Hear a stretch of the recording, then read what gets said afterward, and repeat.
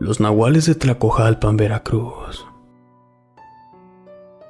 El día que se muere un nahual, nada vuelve a ser como antes.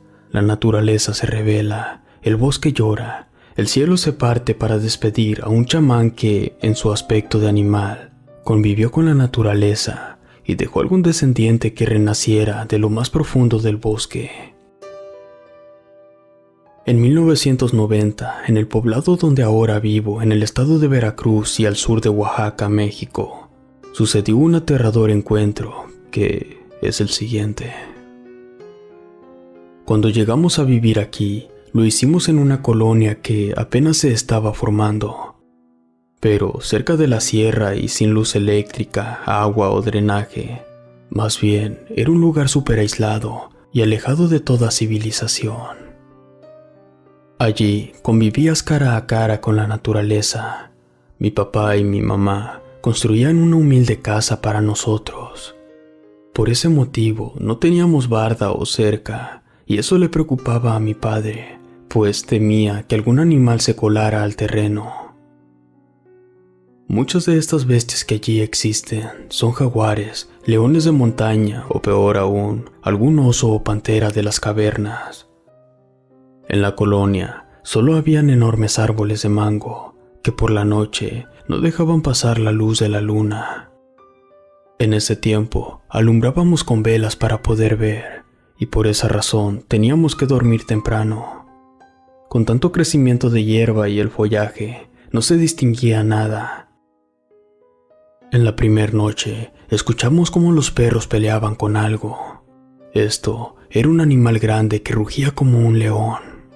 Pero la verdad era que sentíamos una vibra muy extraña afuera, ya que se escuchaba cómo lloraban de dolor los perros, y cuando los dejamos entrar a la casa, nos quedamos helados al verlos agonizando. Algo los había atacado, y eso nos tenía preocupados porque en cualquier momento podía meterse a la casa a lastimarnos. Los perros de los vecinos no dejaban de ladrar a esas horas de la madrugada. Esto puso nervioso a papá, que estaba atento, así que tomó su rifle y su linterna, y con algo de miedo, decidió ir a cazar a esa bestia que aterrorizaba al ganado y a los perros, y que sin duda estaba afuera en el patio de la casa.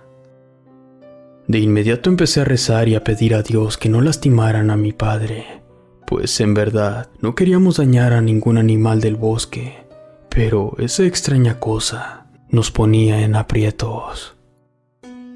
Cuenta mi padre que cuando salió, había vísceras de otros perros regadas por doquier, y algo hacía un ruido como si masticara algo o estuviera comiendo en ese instante.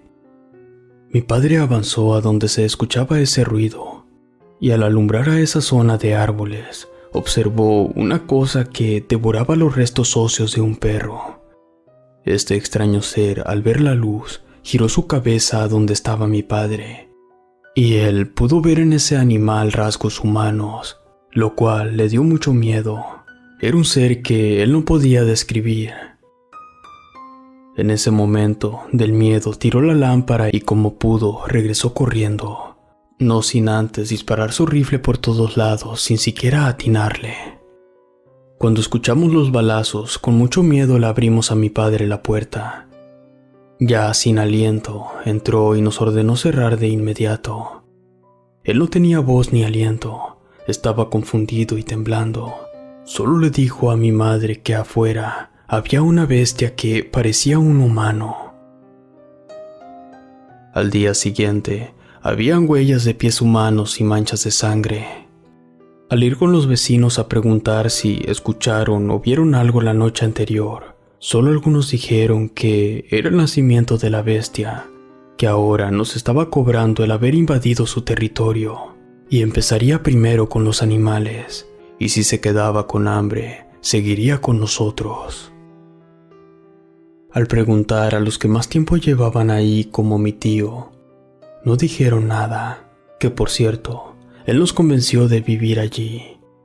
Y algunos otros vecinos empezaron a decir que eso que devoró a los perros era un nahual, y que la culpable era una señora que vivió en el centro del pueblo a kilómetros de allí, pero ella ya había muerto hace como 10 años.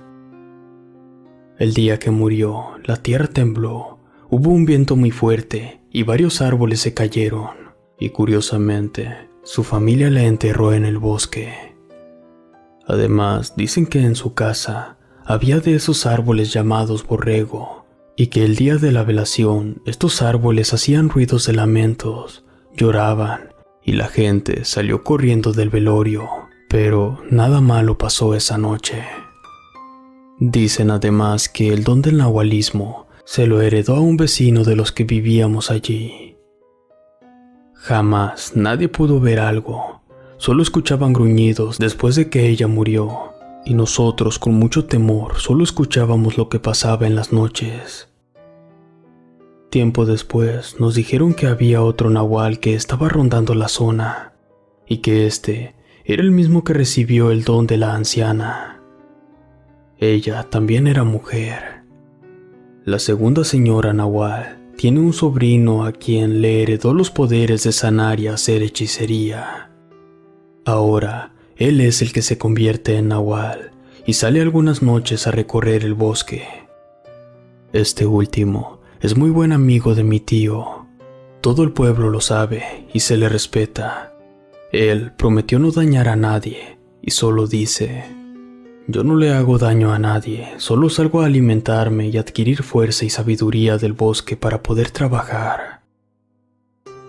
Unos años después, mi tío, el hermano de mi papá, heredó el don de su gran amigo. Pero él no se dedicó a hacer cosas buenas, al contrario, desobedeció las prácticas de este don. Con el tiempo, fue cazado por unos campesinos que ya le seguían la pista. Creo yo que él fue el último nahual de Tlacojalpan, Veracruz.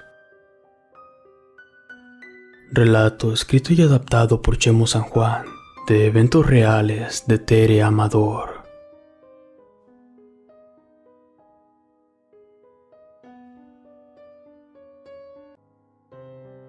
Quiero contarles que en mi país de Guatemala también tenemos relatos aterradores que quiero compartir. En lo personal, me encantan todos estos temas porque todo lo que dicen es real, ya que esto existe desde épocas prehispánicas. Bueno, quiero hablarles de un lugar que aquí se llama San Juan, en donde hay muchos cerros y uno en especial es muy conocido por ser el lugar más buscado por sacerdotes mayas, chamanes y brujas. Allí, en lo alto de la montaña, entre la extensa selva, límites con Chiapas, hay una cueva que hasta parece casa de lo grande que es, y es justo donde van los indígenas chapines de Guatemala para hacer los pactos y ritos. Un vecino mío que era militar estaba en total desesperación por la mala economía que tenía, y cuando ya no pudo más porque el sueldo en el ejército era miserable, se fue para allá.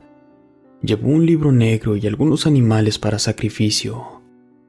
Cuenta la familia que supo de este pacto que así lo hizo, y les dijo todo al pie de la letra, en especial a su esposa, quien no estaba muy de acuerdo con eso.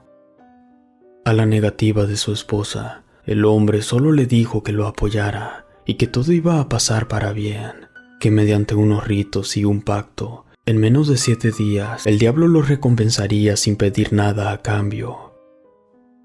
Al principio todo fue cierto, pero el pago a futuro fue aún mayor. Tal como dijo el marido, la suerte les favoreció en un periodo de 7 días, y de allí tuvieron todo lo que anhelaron, así como casas, joyas, dinero y lujos. En su comunidad, de inmediato los vieron con malos ojos, y algunos vecinos los señalaban como narcotraficantes. Ellos crecieron mucho económicamente, al grado de tener mucha tierra, ganado, un enorme rancho, y ahora ya no trabajaban nunca más. Pero desde allí empezaron los problemas, ya que la mujer se empezó a preocupar por el pacto que hizo su marido, y sabía que estaban en riesgo. Cuentan que por las noches, un ente los comenzó a visitar para platicar con ellos y cobrarle los favores de su patrón. Ese demonio en sus visitas abusaba de la mujer, a quien en más de una ocasión la desgarró y la dejó en estado grave, Ella enfermaba en cada visita del demonio.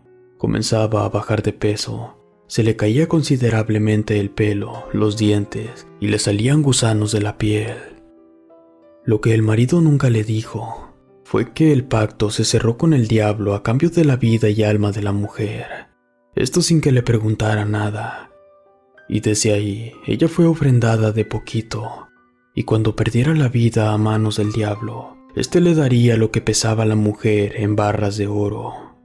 En pocas palabras, ella no entendía cómo era posible que, al tener tanto dinero y al estar en las últimas de su enfermedad, ningún médico podía salvarla. Fue allí que le pidió al marido que la llevara a la iglesia del pueblo. Quería confesarse de sus pecados y así estar preparada para su muerte. Pero el marido no estuvo de acuerdo. Le dijo que eso era imposible, ya que su patrón lo tenía prohibido. Una noche, llegó a la hacienda un hombre completamente vestido de negro. Se metió a la cocina y le sirvieron de comer. Hablaron del pago que, supuestamente, ya estaba cumplida la fecha. Él ya había puesto su parte, y ahora faltaba que don Benito Guzmán entregara a su mujer.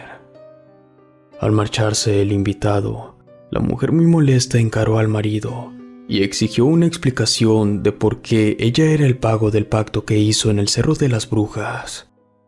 El marido simplemente le dijo que así fue y así sería. Si el diablo quería su alma, se la podía llevar. Al oír eso, la mujer con desesperación le rezó esa noche a Dios. Se encomendó a él para que le mandara una muerte honrada, ya que ella jamás estuvo de acuerdo de que se ofrendara su alma. Después de un par de días, la mujer fue a visitar a su familia, y fue que aprovechó para hablar con su hermana y contarle cómo es que la traicionó su esposo. Como la hermana era cristiana, se preocupó al oír lo que le decía. Pero después de unos minutos, la empezó a aconsejar de que mejor se alejara de ese hombre sin avisarle y que se escondiera en la casa de Dios. Le ordenó que dejara al marido lo más pronto posible, ya que si el diablo llegaba a reclamar su alma, al ser mentiroso y traicionero, se llevaría la que sea sin importar el pacto original.